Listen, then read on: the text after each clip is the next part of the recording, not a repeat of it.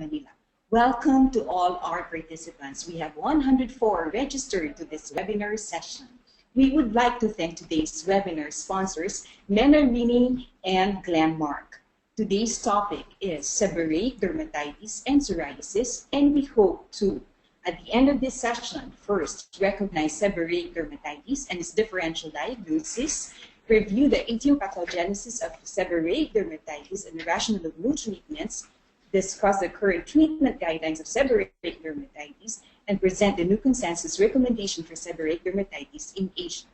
Today's speaker is Dr. Asunta Cecilia Realovich Serrano. Dr. Serrano is a graduate of the UP College of Medicine Class 1991. She is an Associate Professor of Dermatology at the Davao Medical School Foundation and the Section Chief of Dermatology at Davao Doctors Hospital. She was a Board of Examiner of the Philippine Board of Dermatology, a current peer reviewer of the Journal of the Philippine Dermatological Society. She is presently the President of the Philippine Dermatological Society Southern Philippines, the Visayas Mindanao chapter. She pioneered the first dermatology training institution outside of Manila based in Mindanao at the Southern Philippines Medical Center in Davao as its training and research officer, and is a founding member of the Psoriasis Foundation of the Philippines based in Davao for the patients in Mindanao. Without further ado, may we call on Dr. Cecil Serrano. Thank you for the kind introduction. Good afternoon. Today, we will talk about seborrheic dermatitis, a common, recurrent, and recalcitrant skin condition. Like most inflammatory skin disorders, there is no cure for seborrheic dermatitis. We will be probing into the recent understanding of its pathophysiology to be able to provide directions in treating patients who suffer from this disorder. At the end of this webinar, we'll to recognize seborrheic dermatitis and differentiate it from two bothersome populous squamous conditions simulating opposite ends of the severity spectrum of seborrheic dermatitis. Is it a mild beginning seborrheic dermatitis or the very common pityriasis sicca? Is it severe chronic seborrheic dermatitis or the bothersome recalcitrant and potentially debilitating psoriasis? You may also be able to recognize seborrheic dermatitis and differentiate it from clinical mimics, often misdiagnosed as seborrheic dermatitis on the basis of the typical location and appearance. At the end of this webinar, you may be able to use your understanding of the etiopathogenesis of seborrheic dermatitis and the rationale of new treatments. And more importantly, at the end of this webinar, you may be able to treat confidently a patient with seborrheic dermatitis using the current guidelines and recent Asian consensus recommendations in the treatment of seborrheic dermatitis is derived from recent understanding of its etiopathogenesis. Seborrheic dermatitis is a common chronic relapsing form of eczema found in the sebum-rich areas of the scalp, face, and trunk. Seborrheic dermatitis may affect infants and adults. HIV and drug-related variants are recent groups identified. Infantile seborrheic dermatitis presents as erythematous bran-like flaky or yellow greasy scaly plaques on the scalp, face, flexural areas such as the neck, intertriginous areas, perineal and gluteal area. Complications may arise spontaneously or after irritating treatment that lead to generalized seborrheic dermatitis or Lehner's disease. In Lehner's disease, there is the most serious variant of seborrheic dermatitis presenting as exfoliative dermatitis, chronic diarrhea, failure to thrive, and recurrent bacterial and fungal infections.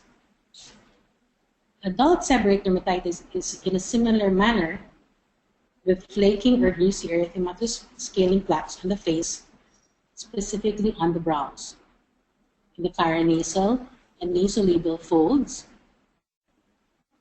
in the cheeks, and around the mouth. Scalp and pre- and post-auricular areas may also be affected. On the trunk, on the more seborrheic upper part, you will see similar lesions, and on the chest, the typical petaloid manifestation of seborrheic dermatitis. The flexural areas of the axilla, inframammary, and inguinal areas may also be affected. Because of the particular populous squamous morphology and common location of lesions, a hasty label may lead to a wrong diagnosis. Allergic contact dermatitis mimics seborrheic dermatitis in signs and symptoms of erythema and scaling. There is presence of more edema in the epidermal layers, presenting as vesicles and juicy plaques in acute contact dermatitis lesions. Important is the temporal relation with appearance of typical lesions following exposure to potential allergens. A patch test may be necessary to check for allergies to fragrance, dye, and preservatives from facial skin products. Seborrheic dermatitis in these HIV patients, and the figure on the right, presents with a more explosive, diffuse, and inflammatory lesions compared to healthy individuals. Perioral dermatitis is characterized by the typical presence of intensely red, flaky papules and vesicles on an erythematous base and become confluent in the perioral areas.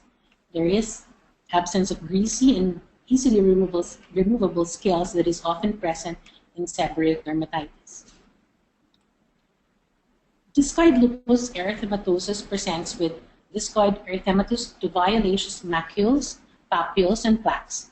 Its early stage mimics the less scaling erythematous macules and plaques of seborrheic dermatitis, similar to the photo on the right.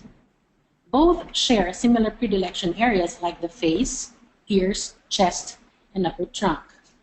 DLE is more indurated, and you may see follicular plugging. Mycosis fungoides is a lymphoproliferative disease of the T cells. Clinically, in mycosis fungoides, the lesions are composed of very pruritic, scaly, red, brown macules and scaly plaques that may be confused with psoriasis or seborrheic dermatitis. Other areas of distribution are not the typical site of seborrheic dermatitis. Biopsy shows atypical lymphocytes. Rosacea presents with flushing, with inflammatory pustular eruptions similar to acne and found in the typical seborrheic dermatitis sites. One finds scaling and fine scale crusts in seborrheic dermatitis and less of the pustules. But cases of acne rosacea-like lesions superimposed on the seborrheic dermatitis from steroid use is often seen. Scalp psoriasis presents with thick, silvery scaling with erythematous base on the scalp with a chronic and relapsing course. One often encounters as most challenging to differentiate from a thickened or lichenified irritated seborrheic dermatitis of the scalp area as seen on the right photo. Other typical areas affected are the elbows, knees, and lower back, which is not seen in seborrheic dermatitis. The more adherent thick scaling favors a psoriasis diagnosis, as in this picture on the left, while edema and eczema are more apparent features in seborrheic dermatitis of the scalp. This patient has facial psoriasis with erythematous scaling plaques on the brow area. Note the similarity with the patient on the right. Also, a typical site in seborrheic dermatitis, as in this picture. Again, there is more scaling than edema in psoriasis as seen in these two photos. The etiopathogenesis is not completely understood. The malassezia species and skin lipids are the most studied etiopathogenic factors. The correlation of clinical worsening with malassezia species, increased growth, and clinical response to antifungal treatment have led researchers to believe that malassezia role is important in the pathogenesis of seborrheic dermatitis. They believe it is very much similar to the role of P. acne in acne vulgaris. Malassezia species are lipophilic yeasts that are normal components of the skin flora. 9 species have been identified, 7 of which are found in humans. At birth, the neonatal skin is sterile, and the resident flora is detected within the first 3 hours of life. Skin colonization to 50% within the first week of life. Colonization is related to the environmental conditions like ICU length of stay, gestational age, parenteral nutrition, exposure to the catheter, NGT and venous catheter. Studies also show that breastfeeding and maternal genital flora may affect it. Infantile skin care, like frequency of bathing, lubricants, skincare products, use of occlusive agents are shown in studies to be associated with colonization of infantile skin. At puberty, the increase in androgens and sebaceous lipids promote persistent colonization. The commensal malassezia has been widely studied not only for its role in seborrheic dermatitis, but also in atopic dermatitis and pityriasis versicolor. Malassezia species highly colonizes skin of patients with seborrheic dermatitis as well as those with pityriasis versicolor and atopic dermatitis. Both Malassezia restricta and Malassezia globosa are considered the predominant species in seborrheic dermatitis in Western countries.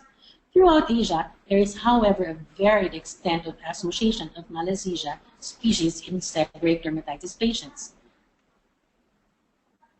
M. restricta is evident in East Asian countries. In a Zhang 2013 study of 146 patients with sebderm in China, both Malassezia restricta and globosa accounted for more than 50% of the Malassezia species. 82.9% had co-colonization of 2 or more species. So, in the Asia Pacific Seborrheic Dermatitis Summit in 2014, Chong and Mikali et al. Observed that regional climatic conditions like heat, humidity, sweat, sunlight, UV index, and hereditary hosts of susceptibility like skin constitution and inflammation may affect the local distribution of the pathogenicity of this opportunistic pathogen. Thus, they recommended that more specific studies to assess species-specific molecular typing in large patient groups of diverse ethnicity are needed. Human sebum composition is unique to man and mainly composed of predominantly 25% wax esters, 12% squalene, 60% triglyceride, and less of the free fatty acids and cholesterols at 1 to 2% each. Thus, the sebaceous gland or skin lipid is characterized by its components, squalene and wax esters. On the skin surface of the epidermis, the lipid composition changes. Squalene is oxidized in the duct, triglycerides are reduced after conversion to glycerol, free fatty acids, and the glycerides operated by P-acne lipases. In patients with seborrheic dermatitis, there is an alteration in sebum composition. Cholesterols and esters are increased, whereas squalene is decreased. Here is a beautiful figure now illustrating the role of Malassezia in seborrheic dermatitis. Lipases from Malassezia species degrade the triglycerides from the skin and release the unsaturated fatty acids and also the saturated fatty acids on the right. These unsaturated fatty acids are responsible for the inflammatory response by releasing arachidonic acid and oleic acid. Arachidonic acid and oleic acid directly causes irritative and desquamative effects on the keratinocytes, what we see as flaking and erythema. Arachidonic acid is also a source of pro-inflammatory eicosanoids that lead to inflammation and damage of the stratum corneum. The keratinocytes in the affected areas beside the stratum corneum that has inflammation also produces pro-inflammatory cytokines that further enhance and maintain the inflammatory process. The saturated fatty acids, on the other hand, are also consumed or used as proliferative quote-unquote fuel by the Malassezia. So there is a constant Malassezia-driven vicious circle that may explain the chronic, recurrent nature of seborrheic dermatitis. Both intrinsic and environmental factors such as sebaceous secretions in skin surface fungal colonization, and individual susceptibility and interactions between these factors all contribute to the pathogenesis of seborrheic dermatitis. Genetic, biochemical, and biochemical studies and investigations in animal models further provide insight on the pathophysiology and strategies for better treatment. In this comprehensive review by Schwartz, we summarize the current knowledge on seborrheic dermatitis and dandruff and attempt to provide directions of future investigations and treatment. Genetic biochemical studies and investigations in animal models further provide insight on this. In this very helpful figure, Dr. Schwartz and his colleagues summarize the understanding of the etiopathogenesis of seborrheic dermatitis into 4 sequential pathophysiologic phases: Malassezia fungus colonization, inflammation, proliferation and differentiation, and finally barrier disruption. In probing, each phase is described with clinical signs and symptoms, you see on the left, and structure and function, and the biological biomarkers. In probing the pathophysiology and identifying the associated signs and symptoms of erythema, itch, heat, burning, stinging, and hair quality, flaking, dryness, and tightness, as it correlates with the structure and function, such as blood flow, corneocyte morphology, lipid structure, parakeratosis, turnover rate, hyperplasia, barrier function, moisture level, and innovation in the molecular biomarkers, there is direction in the treatment plan based on current guidelines and new consensus recommendations. Biomolecular level evidence of seborrheic dermatitis in lesional skin shows, using either the earlier invasive punch biopsy and histochem studies and the recent non-invasive ELISA-based quantifications, that there is elevation of these cytokines, interleukin-1 alpha, interleukin-1 beta, interleukin-2 and 4, interleukin-6 and 10, interleukin-12, TNF-alpha, and interferon gamma. These biomolecular markers can be used to identify seborrheic dermatitis at the outset and monitor treatment and response henceforth. In this chart of red and green, it is shown that there are statistically significant differences in the values of the molecular biomarkers between the red seborrheic dermatitis population and the green normal population, as grouped according to the markers falling under inflammation, differentiation, or barrier integrity. The molecular biomarkers in each phase of structural and functional disruption is shown. Markers of inflammation shows elevation of interleukin-1 ratio alpha, or ratio of the alpha, and interleukin-8 and histamine. This as evidence of erythema, itch, and swelling.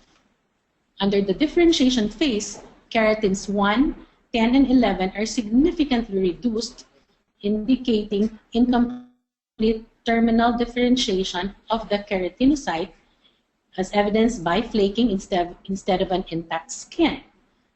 And then there's a decrease in ceramide and sphingosine bases, indicated by the decrease in barrier integrity, as evidenced by dryness and tightness. So we see the correlation of the numbers, or significant numbers, of biological markers and the clinical manifestation in the 3 different phases.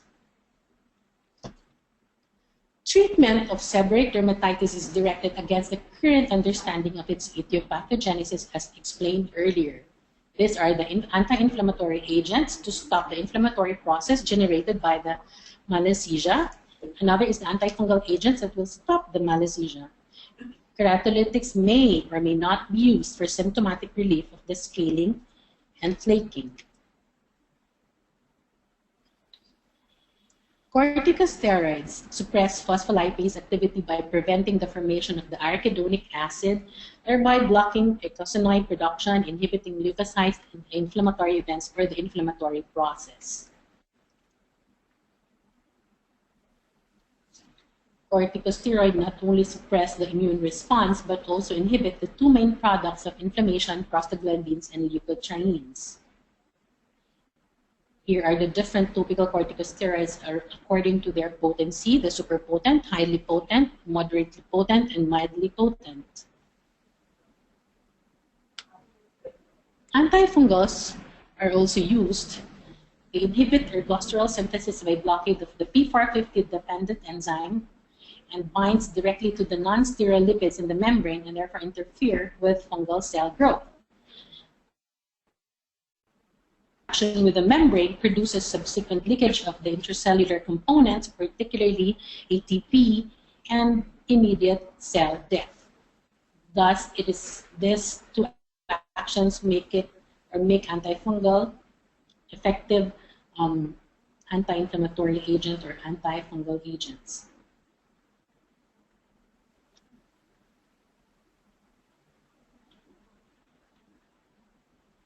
The anti-inflammatory action of sertaconazole is seen or shown in this figure.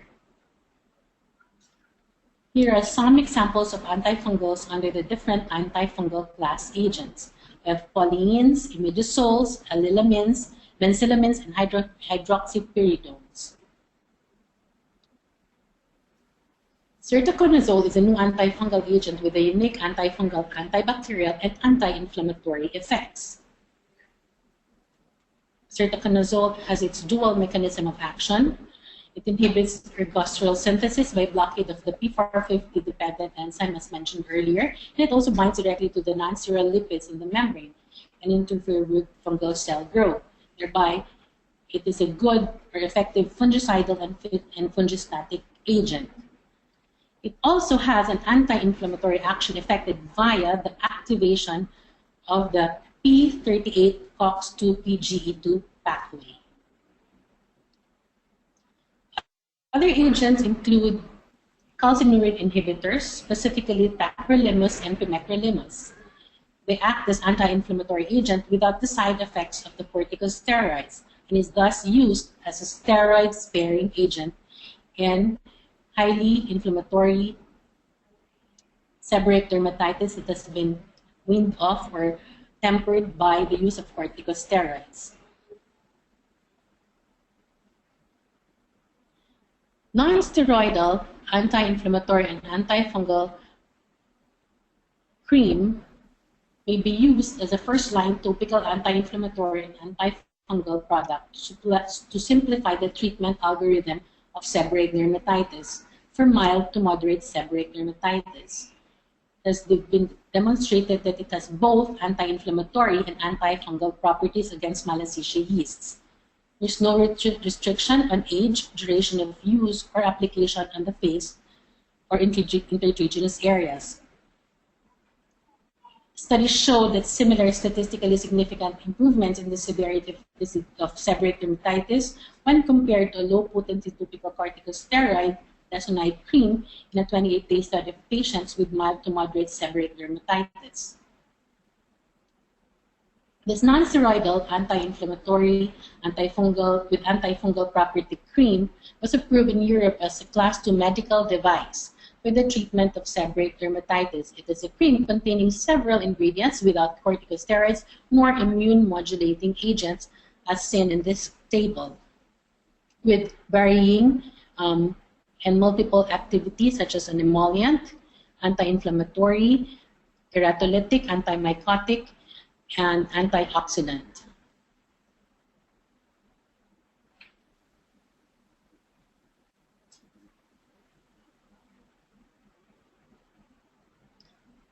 Other components or ingredients of the cream contributes to the anti-inflammatory action of this non-steroidal anti-inflammatory with antifungal property cream. Vitamin E, allantoin, vitis vinifera, and telmistine are naturally occurring ingredients that provide the keratolytic, the anti-inflammatory, and antioxidant action of this novel cream. Micali et al. conducted a study in 2014, an open-label prospective controlled clinical trial using this cream. And it showed that it is cosmetically acceptable and excellent in 83% of patients, and tolerability is excellent. This is a photo of the before and after picture of a patient treated with this non-steroidal anti-inflammatory with antifungal property cream. At week 0 with an IgA of 4 and at week 4 with an IgA of 1. The patient was using hydrocortisone, prednisone, and ketoconazole for 3 months before the patient was started on this drug. Other treatments would be dermocosmetic emollients and over-the-counter cosmetic products with soothing and anti-inflammatory effects. This figure summarizes the current treatment guideline 2009 from Naldi and Bukowski et al. Initial assessment of the clinical manifestations of seborrheic dermatitis is done and categorized if mild or moderate to severe. Then acute lesions are treated with low to mid-potency anti-inflammatory agents with or without antifungal and with or without a keratolytic. Once in remission, the antifungal or keratolytic is used as maintenance dose. When a flare ensues, the treatment regimen for acute lesion is applied again. Dr. Mikali led experts from Asia Pacific in a consensus meeting in 2014 and drew a treatment consensus guide for Asian patients. The algorithm addressed a seborrheic dermatitis classification of mild and moderate to severe cases and further divided the treatment with the scalp and hairy areas and the non-scalp seborrheic dermatitis. This algorithm was based on evidences verified on grade levels in the SORT or Strength of Recommendation Taxonomy Scheme according to the March 2009 Oxford Center for EBM Levels of Evidence. Advantages and disadvantages of the 4 agents or classes of agents were shown or is shown in these tables. Anti-inflammatory, like topical corticosteroids and topical immune modulators, and antifungals and keratolytics show advantages and disadvantages of each agent. Evaluation and assessment of all treatment evidence were grouped according to 3 mechanisms of action similar to the current treatment guidelines for 2009, anti-inflammatory, antifungal, keratolytic, where advantages and disadvantages were pointed out. Other old and new treatments that do not fall under the 3 mechanisms were also included, namely the anti-inflammatory and antifungal property cream, or the non-steroidal anti-inflammatory with antifungal properties, and the non-antifungal shampoos. From this, an algorithm consensus was proposed. So this table shows treatment products for seborrheic dermatitis of the scalp and hairy areas for mild and moderate to severe seborrheic dermatitis, showing you the specific formulations for the specific group of agents. This table shows the treatment products for the non-scalp seborrheic dermatitis, also showing specific formulations for the mild seborrheic dermatitis and moderate to severe seborrheic dermatitis, grouped into the different agents for seborrheic dermatitis. This is the algorithm that was proposed by this group. It basically shows us how to treat the patients with mild and moderate to severe based on the table shown earlier.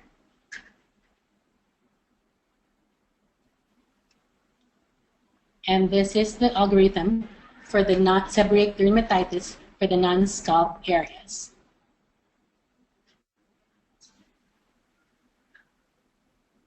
The last table shows the treatment products for infantile seborrheic dermatitis.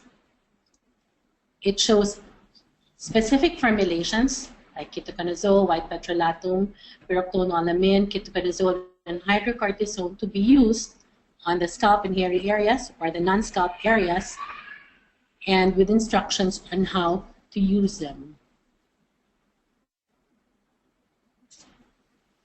Future seborrheic dermatitis biomarkers. Beta-defensins, malacezine, and RO's defense are the future biomarkers. Biodefensins from endogenous antimicrobial materials found in vitro as a result of malassezia exposure. Malacezine is a malassezia-related inflammatory mediator, and the ROS defense as an indication of oxidative damage presence. The benefits of developing a molecular biomarker-based quantification capability is likely to extend beyond a more thorough understanding of the disease condition and include the potential to use these biomarkers as relevant efficacy measures. If the biomarkers reflect disease mechanism underlying the clinical pathophysiology as they appear in the case of seborrheic dermatitis, they can be useful tools as measures earlier in the onset of the condition or as surrogate endpoints for clinical efficacy of treatments. And FDA recognizes these advantages of biomarker tools. Future directions in seborrheic dermatitis.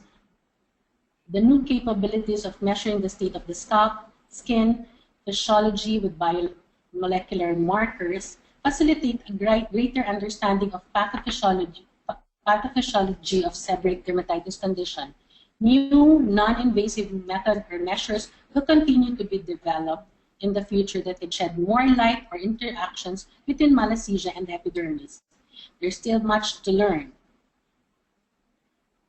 All of these biomarkers have a specific rationale within the known etiology of the condition, enabling a greater, more detailed understanding of the pathophysiology of seborrheic dermatitis.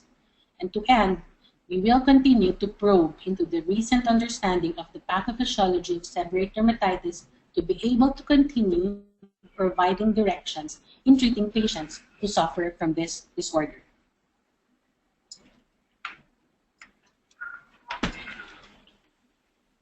Thank you very much for that insightful and complete lecture, Dr. Serrano. We would like to thank again our sponsors for today, Menarini and Glenmark, and our media partners, the Philippine Daily Inquirer and the Filipino Doctor. Before we proceed to our question and answer portion, let us have one of our panelists give her reactions. May I introduce our reactor, Dr. Cristina Redosa Camara. Dr. Camara is a graduate of the UP College of Medicine, Class 1991. Her professional memberships include the American Academy of Dermatology, Chicago Dermatological Society, Illinois State Medical Society, and Will Grundy County Medical Society. May we now call on Dr. Tina Camara.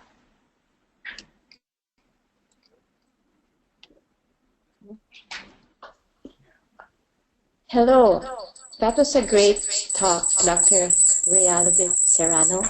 I'm just going to react and compliment to some of the things that you said. Dr. Realovich Serrano was my blockmate and my small groupmate in the anatomy lab. And ever since the first years of our medical school, we always were taught to think about differential diagnosis. So one of the important questions to ask is, what if my treatment doesn't work, right? If the treatment doesn't work, what we do is we take a step back and we say, okay, what could be wrong? One of the things we think about if the treatment isn't working is non-compliance. So we ask the patient about that. But then we also think, may there be an underlying aggravating problem? For instance, sometimes people who have severe seborrheic dermatitis may have a superimposed deeper fungal infection. What I mean is like a full-blown tinea capitis. So if someone has a full-blown tinea capitis, aside from the seborrheic dermatitis, then they would need oral antifungals. The topical antifungals won't even begin to touch Tinea capitis. They can also have a superimposed bacterial infection or secondary impetiginization, where they will need oral antibiotics for at least 10 to 14 days.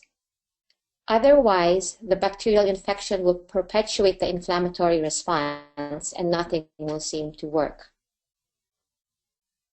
If the treatment also doesn't work, you might think about the possibility that the patient has seborrheic dermatitis combined with another diagnosis. As Dr. Serrano showed, seborrheic dermatitis can often occur in conjunction with other things like rosacea, where they will need more potent anti-inflammatories that attack the rosacea pathophysial, or sometimes there is this entity where seborrheic dermatitis and psoriasis occur side by side, the sebopsoriasis category. Or there might be another diagnosis altogether.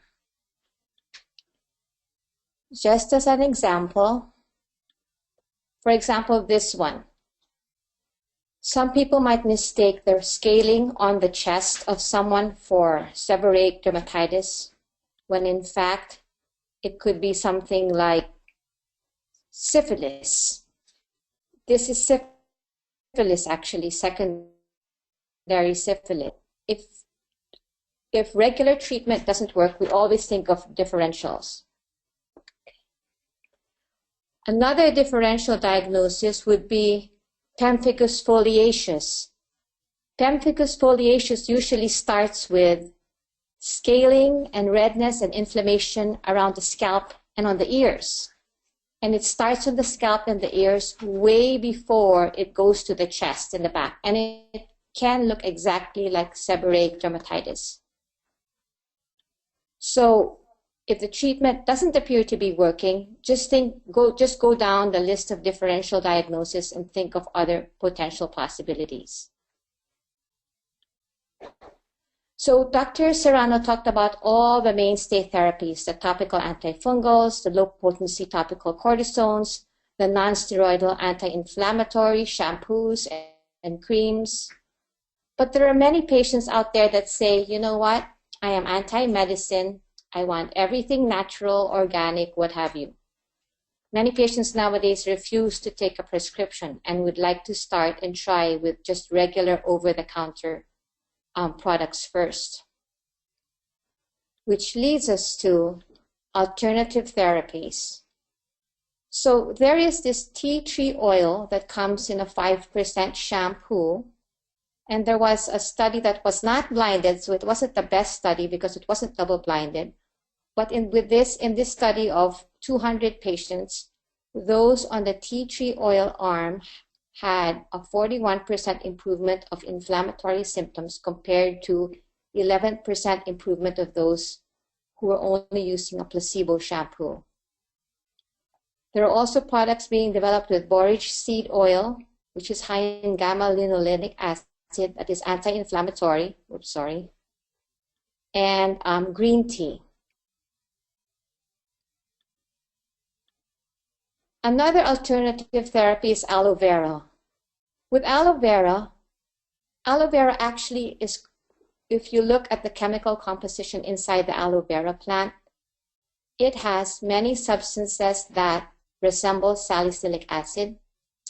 Aloe vera has zinc, potassium, calcium, magnesium. It has antifungal and wound healing properties. So a lot of naturopaths use aloe vera concoctions like aloe vera shampoos or creams to help those with seborrheic dermatitis. So that's it. I'm just adding a few more tidbits to Dr. Serrano's talk, some practical little pointers. Okay, the end. Thank you very much, Tina. We'll go to the question and answer. This question is directed to the speaker, Dr. Serrano. Given a patient with chronic seborrheic dermatitis of the scalp, when should we suspect psoriasis? Does a family history of psoriasis justify a biopsy of the scalp lesion to rule this out? Thank you for the question. So first, if you say the patient has a family history, okay. If the patient has a family history of psoriasis, that is a very good or plus point for considering psoriasis, considering that the lesion has been going on for quite some time. And the basis for considering to do a biopsy. But before doing the biopsy and to rule out psoriasis, you have to make sure if the patient was given the appropriate treatment. Cause from alopecia areata?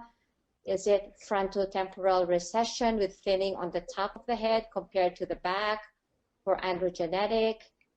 Is it shedding of large amounts of telogen hairs for telogen effluvium? So treat the underlying inflammation first, and then when that's controlled, you can take a look at the scalp again, call the patient back maybe after 2 weeks, and look at the pattern of alopecia to see if there's any distinct other entity. Any thoughts, Cecil? Yes. Okay. Okay. Hope we have answered your question. Okay. From Dr. Melissa, when do you recommend the use of tacrolimus ointment in seborrheic dermatitis? The calcineurin inhibitor. When do you think of using them? Like, well, we usually use PCIs or topical calcineurin inhibitors when the inflammatory stage of part of the eczema has been controlled. So it is used as a steroid sparer, much like we use it in atopic dermatitis when the inflammation has been controlled with steroids. And can be used for a longer period of time to prevent flares. Although recent topical modalities using emollients are also good, I mean, it would be good to be using them concomitantly with the tacrolimus. Okay. But maybe the question is, do you think of tacrolimus immediately? For example, you just started treating the patient. You started the steroid, then you maintain an antifungal. When do you think of putting in the tacrolimus on the I like to start with, you know, when someone comes to your clinic and they have moderately bad seborrheic dermatitis where they made the effort to make an appointment, the first thing that I think of is, look, this patient wants to be clear. They want to be cured, or, you know, they want to have relief from their symptoms right away. So I like to start with a very short course of the steroids first. If you start with the tacrolimus first, what happens is it's very irritating, and then they won't end up tolerating it. They're just going to say, oh, it made my scalp burn, I'm allergic, I can't use it, I hate it. So always, always start with a topical steroid first, at least to give them quick relief. But then you have to stress, okay, after 1 or 2 weeks, I'm going to get that steroid out. I'm going to give you the smallest possible tube, the smallest possible container, and you're going to promise me you're going to switch to the tacrolimus as a steroid-sparing agent. That way, when the inflammation is already under control, they can tolerate the tacrolimus and use it as a steroid-sparing agent. And then you can alternate that with the antifungal as maintenance to prevent its recurrence. Okay, thank you very much. Okay, last question for Dr. Camara. You said, you mentioned about deep fungal infection. So what diagnostic workup can be requested to rule out the superimposed deep fungal infection? You know, sometimes we would do a biopsy, a very small punch biopsy on the hair root and send it for cultures, or even just histopath, and then they will see there you will see the classic deep fungal changes on the histopath. It's hard to grow fungal cultures, but if there's enough evidence with a histopath, we treat it as a deep fungal infection with at least a 3-month course of terbinafine or itraconazole, and that usually has dramatic results. You don't always need a biopsy, though. Sometimes it's very, very classic where you have evidence of what looks like Majoki's granuloma, where you have the red papules around the scalp that's deep and the scaling. And if you want to spare the patient a biopsy, you can even just do a scraping on the scalp for just a superficial fungal culture, and that can show it as well. Okay. Any other thoughts to Cecil about that? I have nothing. Okay. So, maybe I would just like to add, like, the more common thing that we encounter in patients who have seborrheic dermatitis that becomes a problem is when the patient repeatedly picks on the lesion, and then you or he develops this superimposed neurodermatitis, or what we call lichen simplex chronicus. And even as you try treating the seborrheic dermatitis with the antifungal steroids, but as long as there is that stimulus of picking the area, combing it, removing the scale, scratching the lesion, there is that inability for the skin to recover back to normal, and therefore there's a constant inflammation in the area, and thereby the management of the seborrheic dermatitis becomes a failure because of that missed identification of that superimposed, very common neurodermatitis in most eczemas. And this may be addressed with cyclophosphamide in the area, with with systemic antihistamines, and recognizing that he or she is actually doing the stimulation of the area with picking and scratching or combing the affected areas. okay. So in other words, you do give antihistamines for some patients. Yes, Oral not antihistamines. just for, not for the seborrheic dermatitis, but for the superimposed neurodermatitis or lichen simplex chronicus. Anything to add there, Tina? That's true. It's not just psoriasis that has the Kebner effect. You know, we always think of psoriasis that has the Kebner effect, where if you scratch it, it gets worse. Gazillion other things in this world have the Kebner effect, where if you scratch it, it'll get worse. And that holds true with eczema, sebderm, id reaction, and everything else. So really, that's a very good point. You give the antihistamines to control the itch-scratch cycle to prevent further aggravation of the problem.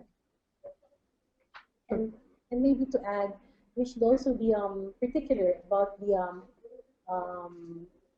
skincare products that we use on the lesions or the area affected, like the kind.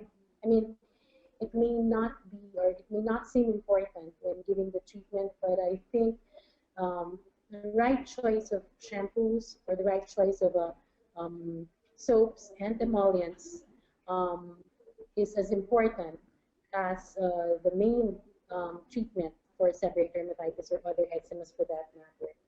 And using this for at least 2 to 6 weeks, or as long as there is recovery of the skin, so you can allow the entire layer of a new skin to form.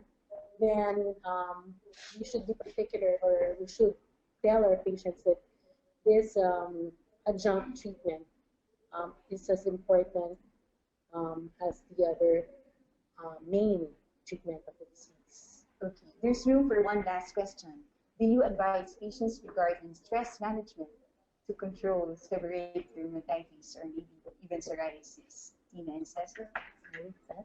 Do you advise, what do you advise regarding stress management for your patients? Absolutely. You want to go ahead, Tina? Yes. Stress management? Sure, absolutely.